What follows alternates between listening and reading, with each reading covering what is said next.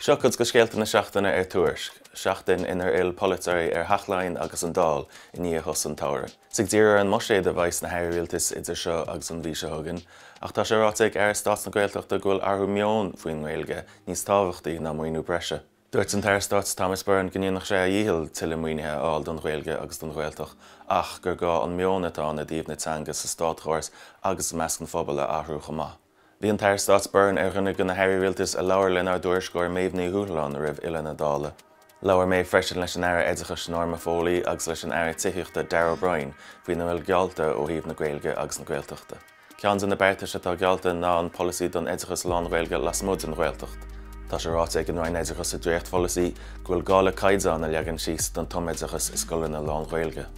Tá ráta freisin sa gcápéis a bhfuil cópta feiceigh Tuairisc nach bhfuil ag gaiir leis an córas dóthain múntarí a chur fáil do scoil na lán Gaeilge.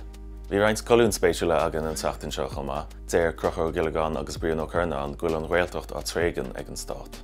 Cha Alex Simon súlar háchan na Huachtaránachta America agus cé acu an féidir nó nach féidir Donald Trump a stoppa. Tá ich chultar siúla nacht chomá agus ólas agan faoina himachta Gaeilge atá ar achtal fud na tír. Tá na scéalta sin agus neart eile Tuairisc.